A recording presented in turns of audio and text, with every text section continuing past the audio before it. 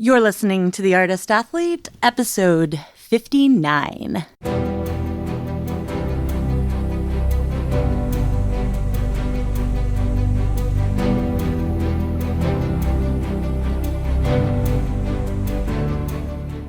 This podcast is dedicated to circus. Circus, with the death-defying acts and spectacles of great beauty. But in this day and age, circus is more than tents and trains and elephants, although it can be that too. And this podcast seeks to introduce people to the modern art form by interviewing professionals in the industry, asking them to share their stories, viewpoints, and information with all of you out there. Hey friends, fans, and enemies. I'm Shannon McKenna. I'm the host of the Artist Athlete podcast and the founder of theartistathlete.com. The mission of The Artist Athlete is to promote awareness of the circus arts through education and inspiration. And this business model, if you can call the thing that I'm doing a business model, is that I receive income from two different sources, or the company does, which is basically me. So the first is I create ebooks and online courses, and these are based on my 10 years of training and teaching and performing as an aerialist to spread word and encourage a approach to aerial training that is safe and progressional. So if you're interested in that kind of thing, you can go to theartistathlete.com and click around and see if you want to buy something you like. The other way that the Artist Athlete can exist, and the way this podcast is funded, is through Patreon. And Patreon is basically a donation-based website that allows people, just like you, to give small amounts of money each month to people like me, so I can pay other people to help me out with projects like this podcast. I want 2020 to be the year of the Patreon. I want to beef it up and build it up, but even now, when you sign up, you get access to content no one else does. Patreons get episodes a day early. They get huge discounts on all of my ebooks and online courses. They get access to webcasts with really cool guests for free. And also stickers and other swag that's coming in 2020 that no one else can get unless you're a Patreon. So to sign up, go to patreon.com/theartistathlete. It's super easy. The payment's secure. You can give like $1 if that's all you can afford, and you can opt out at any time. So again, it's patreon.com/theartistathlete. The Artist Athlete does not take money from sponsors. The Artist Athlete does not take money from commercials. I get emails all the time from people telling me that I am an Instagram influencer and they want me to make posts about their pantyhose or their chocolates or their phone cases. And I'm like, no, because once you start doing that, you are no longer an unbiased source of information. And my ass is already biased enough just from being an opinionated little white girl. So thank you all for your support. Thank you all for listening to this very long intro. And let's get to today's guest. My guest today is Rosemary Faye Eastman. And here's the deal.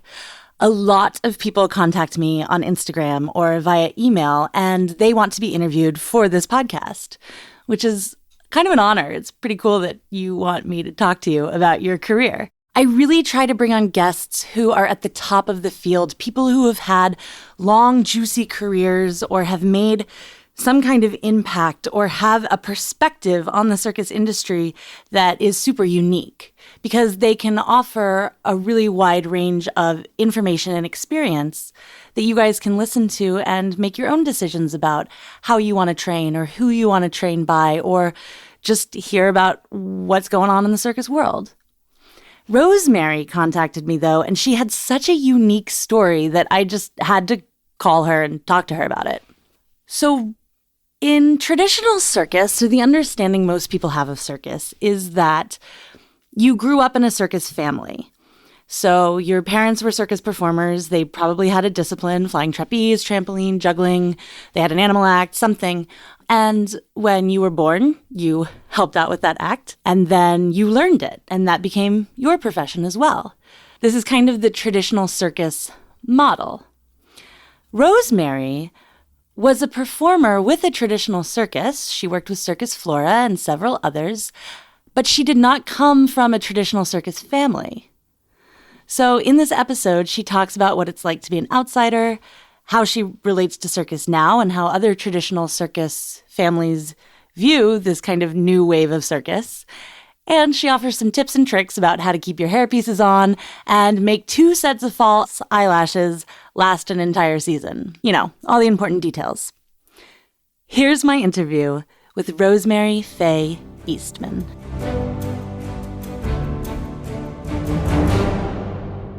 Okay, Rosemary Faye, is that your last name? My last name is actually Eastman. My middle name is Faye, but it's my, nom de guerre or whatever. I go by Rosie, but Rosemary works too.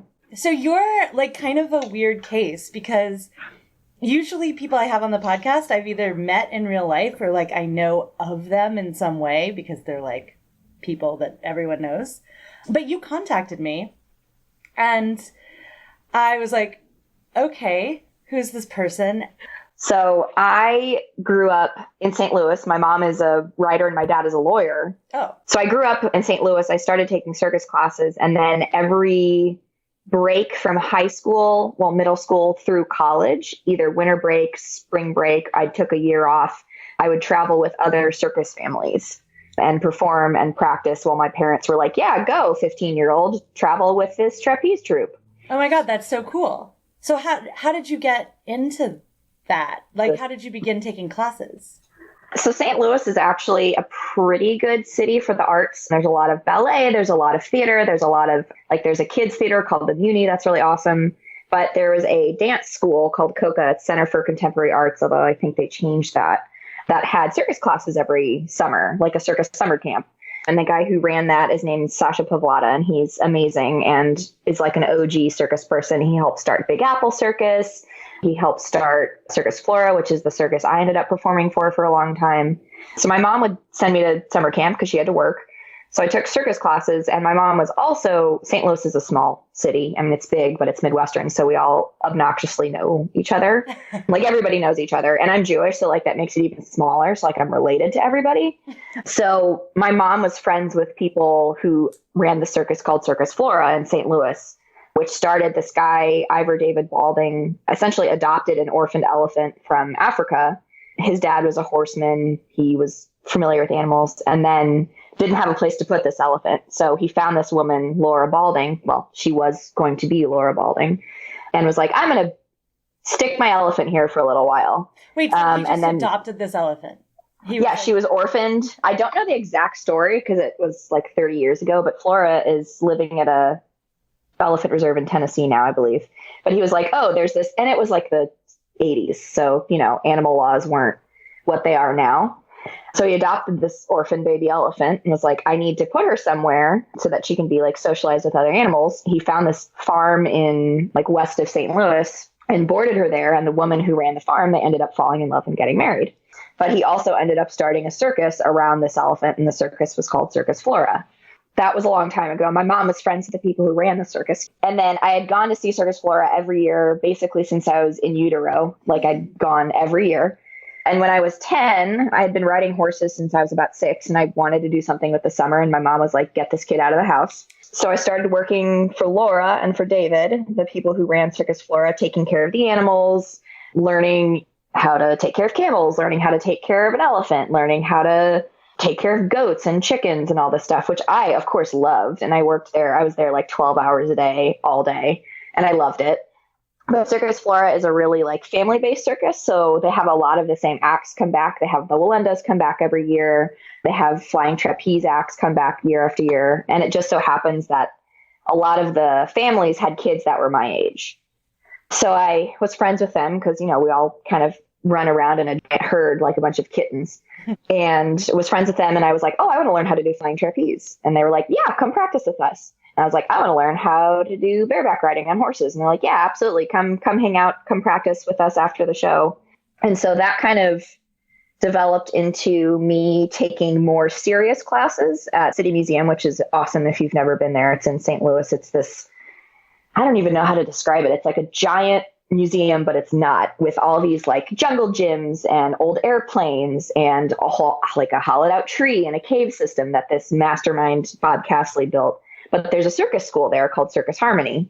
And it was like it still is a youth circus, but I started taking classes there. Eventually I became one of the St. Louis Arches, which was their performing troupe. And I was on the only Arches for about a year because it's mostly tumbling and I'm a horrible tumbler. I think I've landed on my head like 15 times. It was terrible. It was awful. I'm not a tumbler, and I fully recognize that, and I made my peace with it. But I started getting really into aerial and practicing. I think my senior year of high school, I had like 12 different practices a week between aerial, bareback riding, ballet. I did gymnastics lessons for a while just to try to get better. But all during that time, I'd be like, all right, well, I'm going to go work with the Flying Pages this summer. So I'll be gone for 3 months. And my mom would be like, all right, cool. So I would travel with them. So in the summer, they do mostly like state fairs. And then in the winter, I'd come home and practice and just kind of kept doing that all throughout college. It's a weird roundabout because I sort of was half in, half out of the circus world.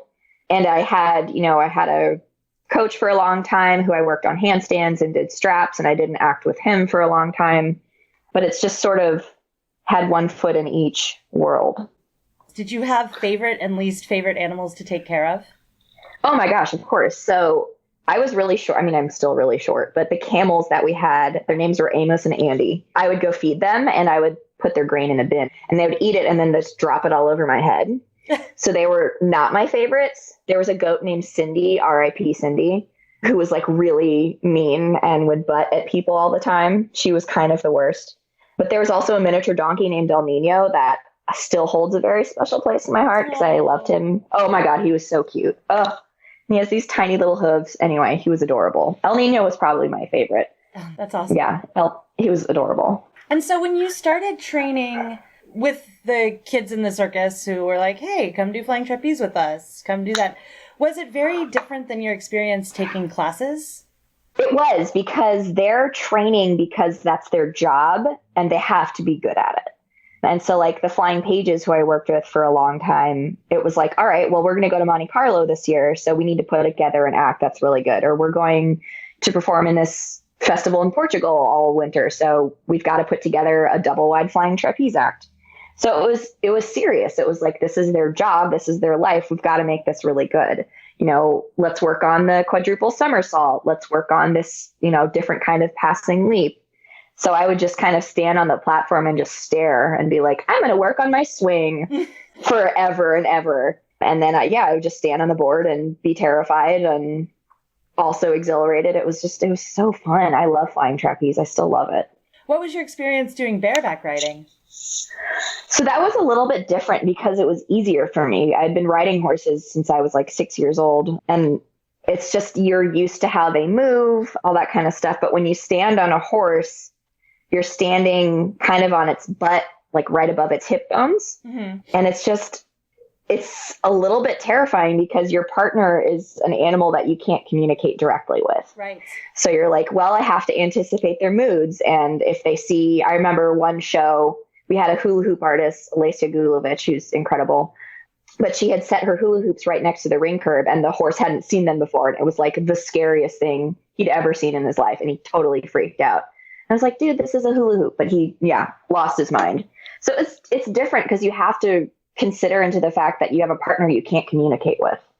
But I loved it. And I love horses. And it's like a really old school circus that, there's the Degas circus pictures. And I did so many reports in middle school and high school about like the oldest bareback riding person, which was embarrassing and probably lost me, some social status. Who was the oldest bareback riding person? So it's this guy named Philip Astley who created the circular circus ring as we know it. Well, that probably originated in Greece, but that was the modern circus as we kind of know it. This English guy named Philip Astley who, stood on horses and entertained audiences. And then I was really lucky because Circus Flora is big into horses. So I got to work with people like Katja Schumann, who's a Danish circus artist who comes from like a very, very long line of circus artists who does these incredible horse acts. I got to work with the Zope families. who do, have been doing bareback riding forever. Yeah. I got to work with the Hannaford families. It was pretty awesome. We had a year where we did a pyramid on horseback routine that was super fun. You kind of talked before about how you were half in and half out of this world. When you were in this, like when you were working, because I've had experiences where I've come in and worked with traditional shows, and I always kind of felt like a bit of an outsider. No, I felt like that too. And, as welcoming and as, open-hearted as all the circus families are, it was still like, I'm not part of this. Like I do this for a couple months and then I go back and I go to high school and I live in a house and I don't travel. And it was frustrating for me, not because anybody was unkind to me, but because I would practice for a couple months. I would start to get better. And then I would have to go back to school. And it's like, I'd lose especially with flying trapeze. Yeah. Like I felt like I was starting to get good and starting to feel comfortable. And then I'd have to go back to school. And as much as I'd want to feel like I was a part of these families, which they made a lot of effort to make sure I was a part of, my best friend, Matteo Cristiani, also a very famous circus family. And he's my best friend. He and his wife, Gina Cristiani, who's like the best female juggler probably in the world. She's unreal. She's also scheduled on the podcast at some point. Oh my God. She's amazing. Yeah. She can do my mom is always like, is there anything she can't do? And I was like, I don't think so. Yeah, she's incredible. But it was just kind of weird because I knew I was an outsider. Like I really was an outsider. This wasn't my family. This wasn't my, this is not where I came from. And then when you went back to school, what was that experience like? Like, how do you kind of said you had lost some social status. Like I would think that you would be the coolest kid in school for that. I mean, think about it though. Like it's not, not little. St. Louis is pretty big, but it's a Midwestern town. It's not like New York or San Francisco where it's sort of a little bit more acceptable to be kind of weird. Nobody was mean to me, but it was just like, I was the weird kid who went and performed with the circus. And that was true in college. When I was in college, my boss called me. I remember I was in my dorm and he was like, hey, I need you to come down to Memphis. We're doing a date and I need another flyer. And I was like, all right, I'll get on a train. Yeah. And that happened a couple times. And it's just like, it's hard to explain it to people because they're like, the first question is, are you a clown? Are you a bearded lady? Like people are kind of being assholes about it. But now as I'm an adult, as I'm like almost 30, people think it's the coolest thing in the world. Like all of my coworkers are like, wait a minute, you're in the, like, it's really nice that people are interested. And I feel like the world is a little bit more open-minded when it comes to stuff like that. Like when you had an unusual upbringing. I like to tell myself that anyway. And so are you still on call with some of these troops? Will you still go down and perform? I haven't for a while, but with the trick riding, the woman who I used to trick ride with has called me a couple times and I've been like, oh, I can't take off of work or whatever. But yeah, I am on call. Technically, I think if somebody were really in a pinch and they needed, we call them board bunnies, but if they needed just a board bunny to stand on the trapeze platform and throw the bar, I could do that. Wear a sparkly costume and style and... Oh man, yeah. Try to tuck my boobs in because they just kind of flop out. It's hard, man. It's hard being an acrobat and having a large bust size. It's hard. Yeah, that's real. It's a real struggle. Having my hair fall off, having my giant wig come off during performance has happened to me before. As I returned to the bar one time, my headdress came down over my eyes and I was like, well, I guess we're just going to see if I can grab it. Just got to put your hand out and pray. I was like, this is how I go. I guess this is going to happen in Michigan at some state fair. At least you look good. I looked great. I looked amazing. No doubt. So what's your involvement with the circus now? You're kind of on call in these places. Do you still take regular classes? I mean, how do you stay in shape in this kind of interim life? So so when I went to nursing school, I was in nursing. I went to and did an accelerated program. So I did an 11-month nursing program. So I was in class about 40 hours a week. And I didn't do circus at all. I wasn't able to train. I just didn't have any time. Sure. And now I'm starting to get back into it. And I got really lucky. So in Columbia, where I live, which is about 2 hours west of St. Louis, there's an amazing pole dancing studio called Muse Pole Fitness. And I had known the owner, Jordan, for a long time. We had used to trade. So I would teach her lyra. She'd teach me pole. but she actually recently opened up another studio because she's successful and an awesome business person. So I teach Lyra 2 or 3 times a week. I try to practice like 3 or 4 times a week. And now that I've got my, hashtag artist athlete inversion manual, doing all my conditioning. Are you liking it? And is it helpful? I love it. Oh my God. Oh, it's super helpful. I'm 29. I'm out of shape. And it's just like, stuff like that is hard, but I can feel like I'm getting back to it. I used to do a lot of cord lease, which I love. And I went home and went to the studio where I train at in St. Louis, which is called St. Louis Aerial Collective, which is awesome.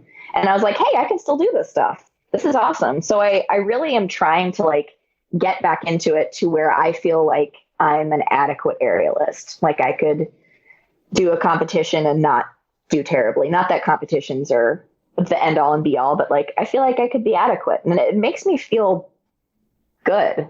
I'm curious to know if you have any impressions about what your friends who are in like the traditional families think about this kind of new wave of aerial training.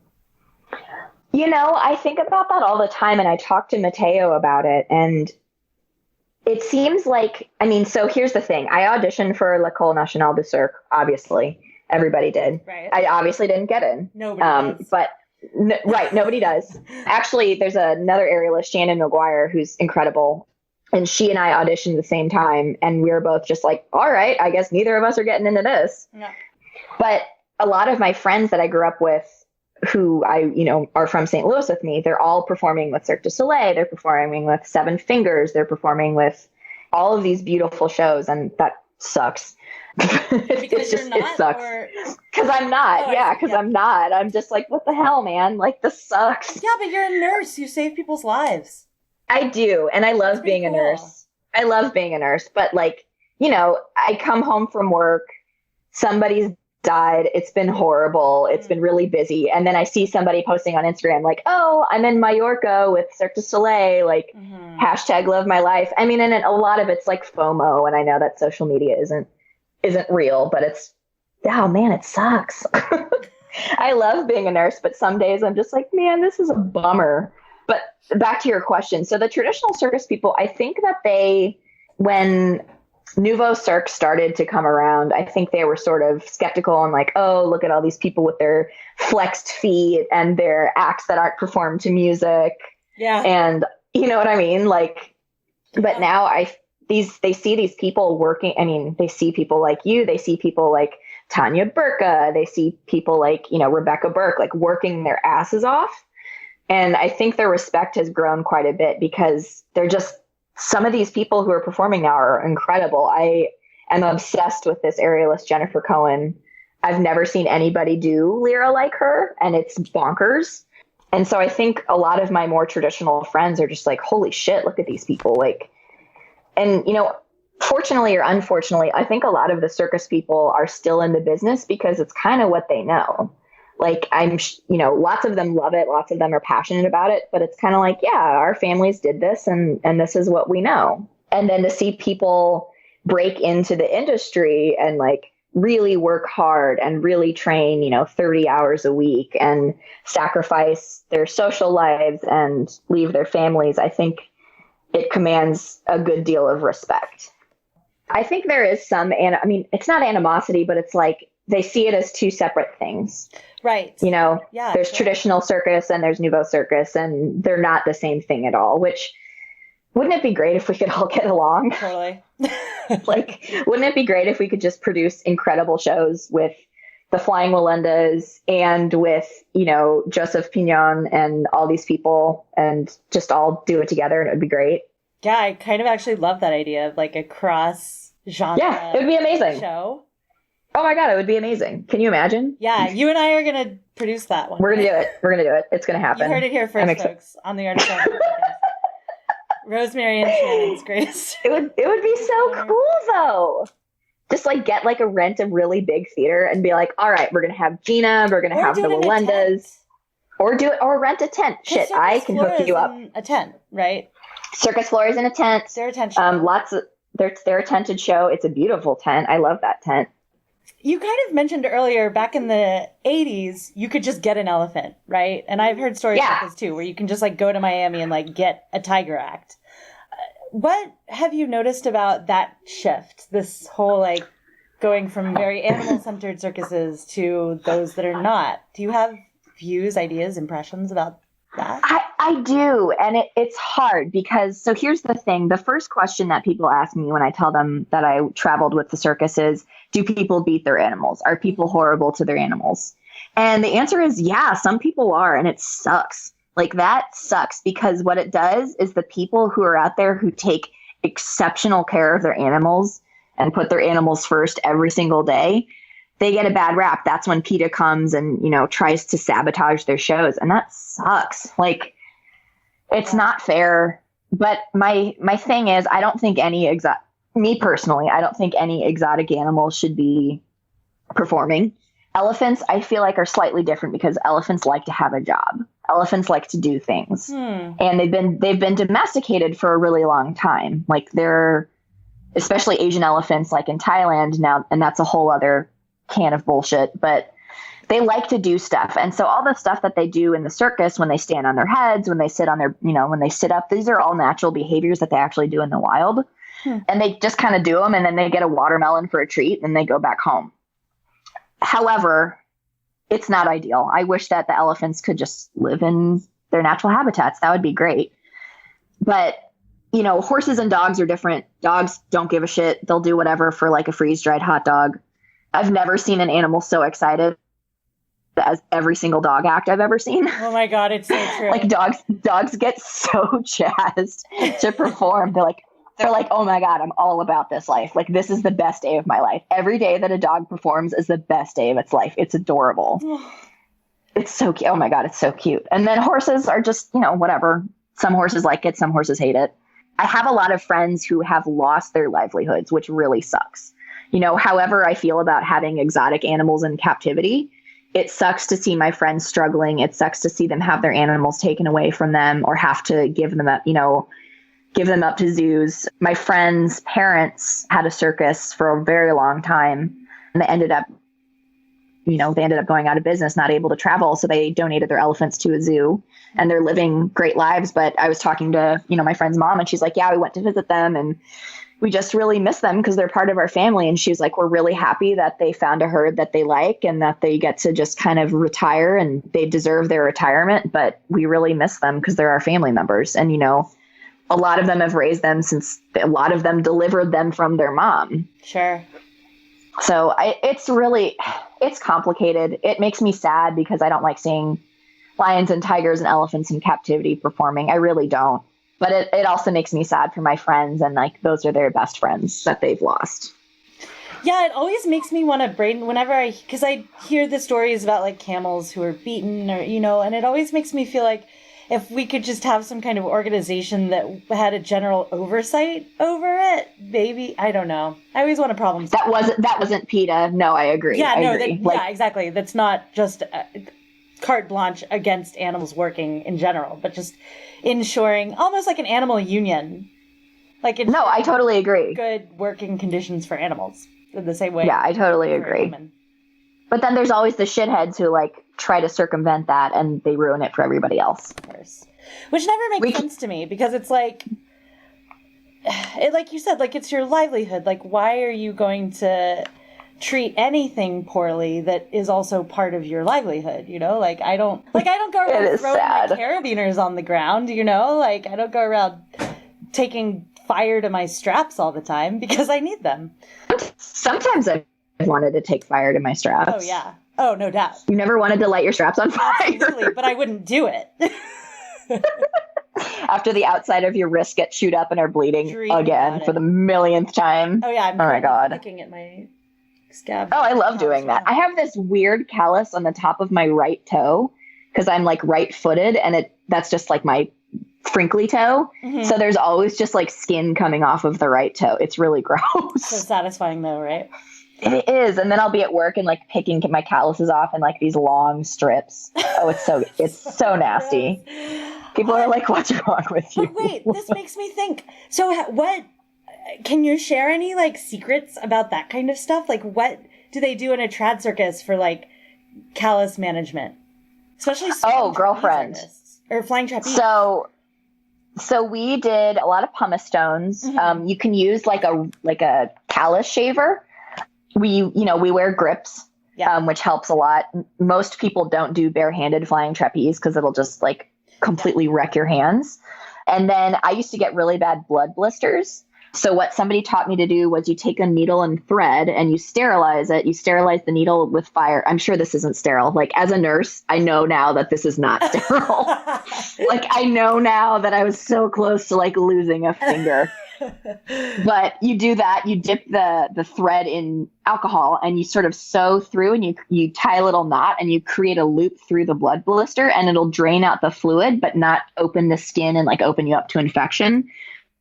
So like at one point I was stupid.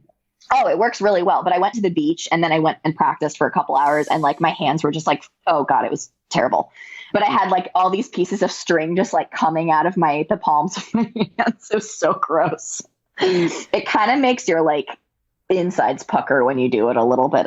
It's pretty gnarly. Yeah, it's like giving yourself like weird surface stitches or something. Yeah, that's exactly what it was like. And then you like tie a little knot and it like drains all over your pillow. Oh, it's so gross.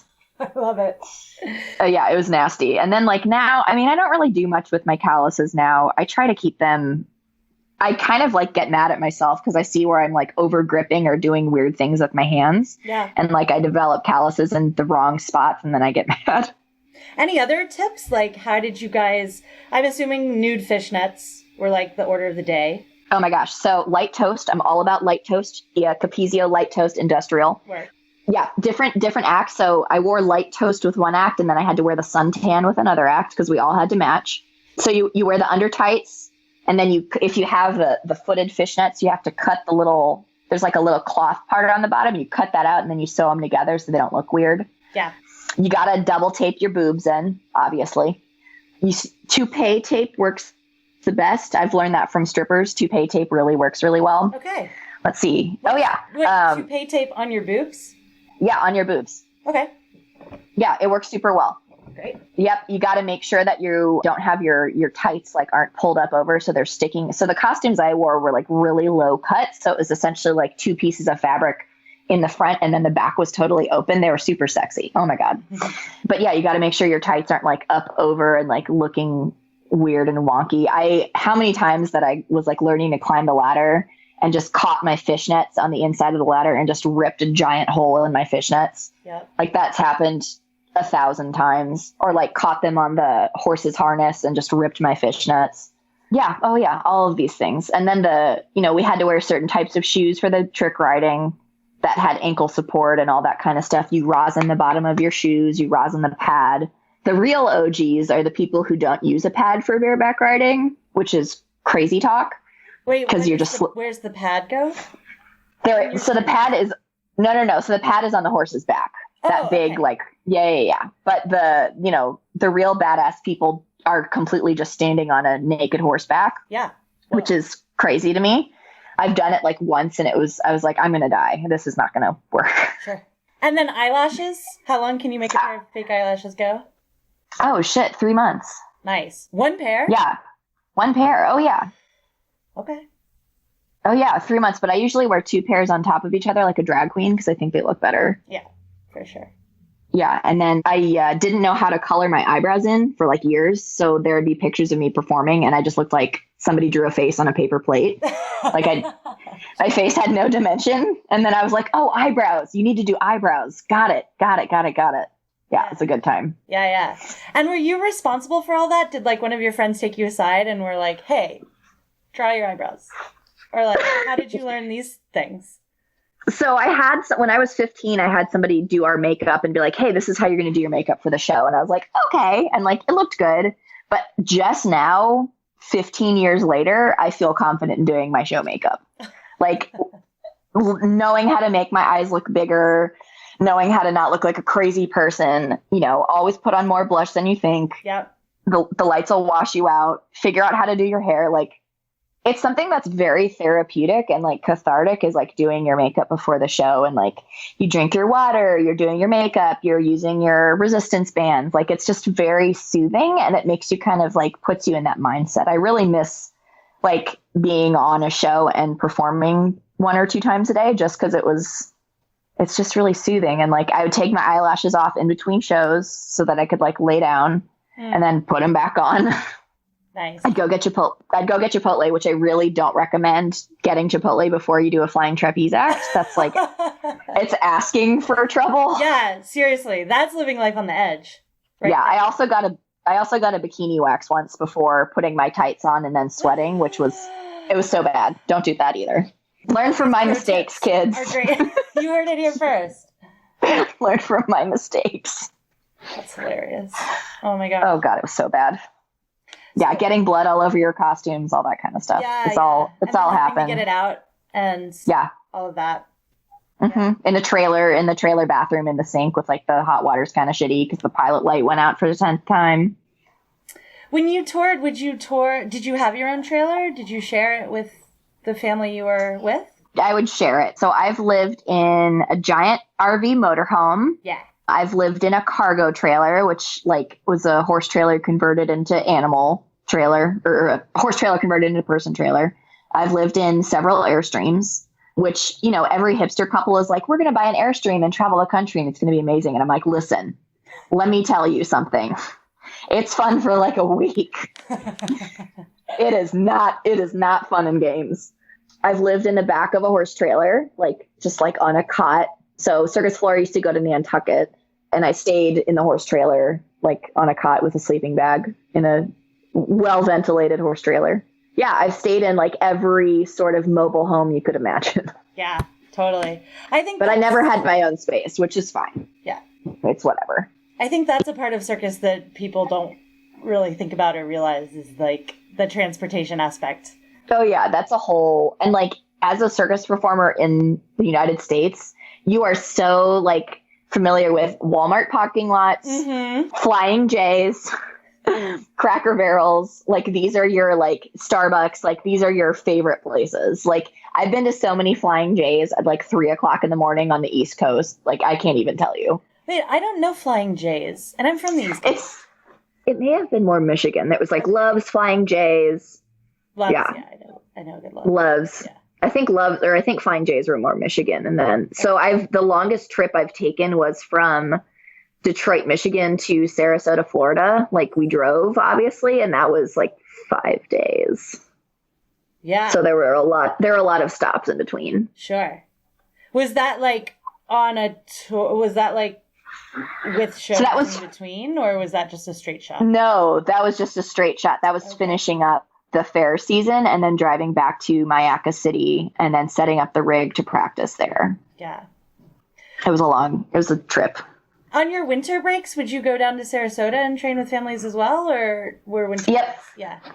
Yeah, so I'd go to Sarasota and I'd go practice. Is something that like an audience, or maybe some people may not know, is that like most trad families in the U.S. winter in Sarasota. Yeah, correct. A lot of people live in Sarasota proper, like the Lendas live in Sarasota proper, a couple other people. And then a lot of people live like 20 minutes out from Sarasota called Mayaca City, which is basically just like swamp, but it's cheap property. So a lot of people if they have animals, they have them out there, or they set up the flying trapeze rig out there. So yeah, I'd go to Sarasota like almost every winter up until I was like 23 to go practice. And then now I go there either to practice or to go see Mateo and Gina, which I haven't seen them in a long time because I'm a bad friend. Life happens. I'm sure. Life happens. I know.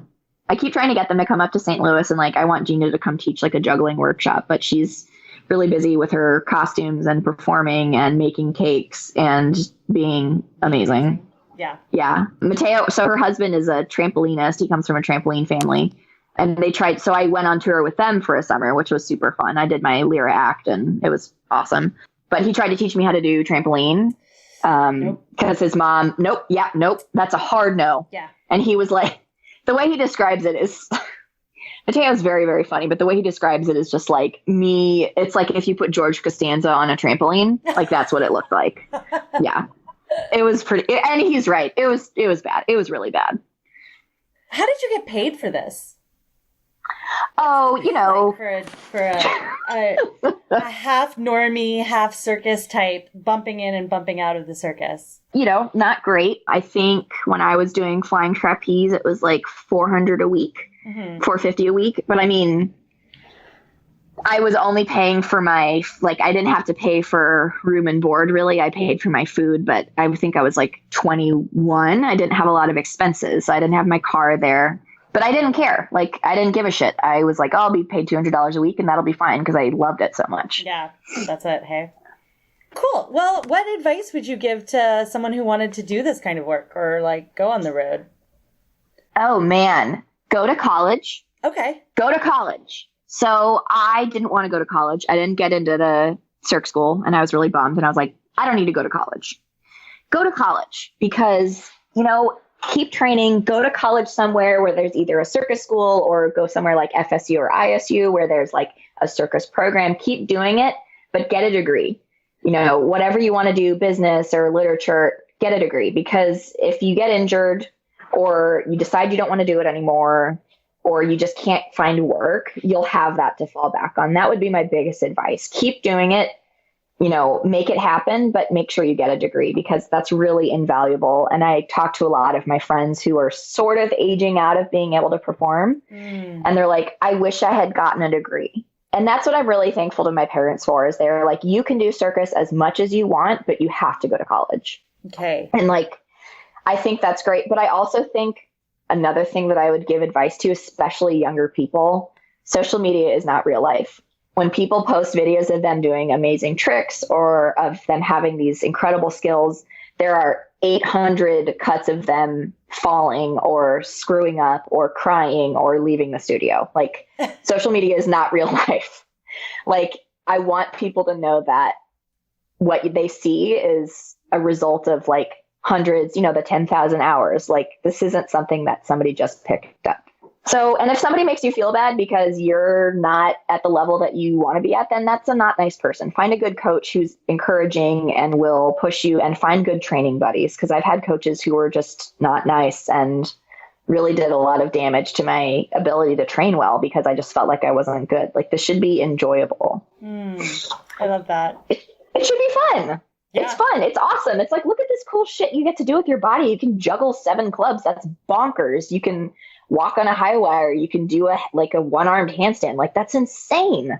Like enjoy it for this amazing thing that your body can do. It's not going to be able to do it forever. Enjoy it while you can. I love that. Rosemary, thanks so much for coming on the show.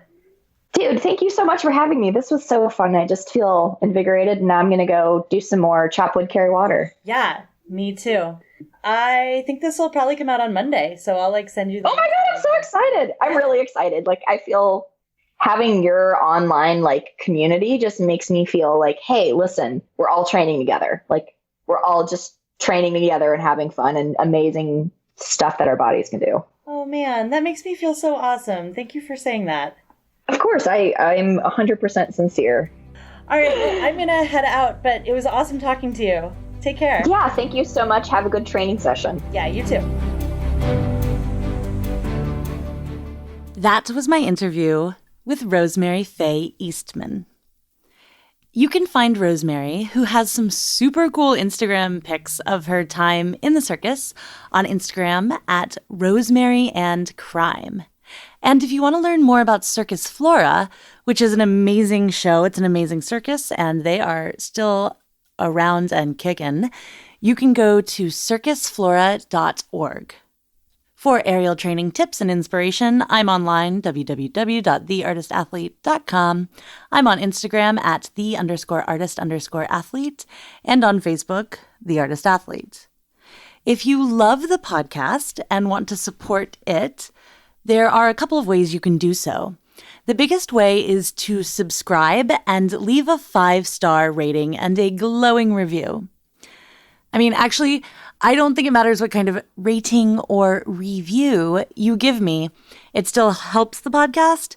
So if you hate the podcast, you can not support it by just not leaving any stars or reviews at all. Of course, If you want to help to contribute to operations around here, you can go to patreon.com/theartistathlete and donate today.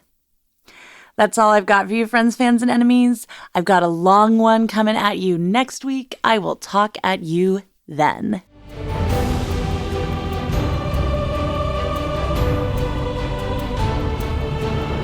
The Artist Athlete Podcast is supported solely by donations from people like you.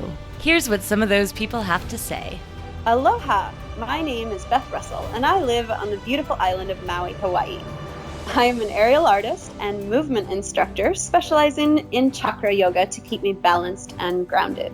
I play with silks, trapeze, lyra, rope, acro, aerial yoga and dance, slacklining, pole, bungee, and climbing. Really anything that goes up and allows me to explore 3D space. You can find my dedicated aerial page on Instagram at Maui Aerialist. If you find yourself coming to Maui, let's play. Hey there, friends, fans, and enemies. This is Chris Alston, Patreon of the Artist Athlete Podcast, straps artist and lyra performer and acrobat out of Greenville, South Carolina. So if you're ever passing through, make sure to stop in and see me and my friends. We have a wonderful space, and we'd love to see you. Hi, my name is Erica Lee. I'm from St. Louis, Missouri, and I'm an aerialist. I teach performing arts to elementary school during the day and do pole and slings and rope by night. I really like the Artist Athlete Podcast because it gives me a lot of circus goals to look forward to. It gives me a lot of insight on what's going on around the world in circus, and that's why I'm Patreon. Hello all. Thank you for tuning in to the Artist Athlete Podcast. I am Opal Schwartz from Minneapolis, Minnesota. If you're ever in the cities, feel free to stop by the Aviary Minneapolis. It's a great time. With that, I hope you all have a wonderful rest of your week, and goodbye.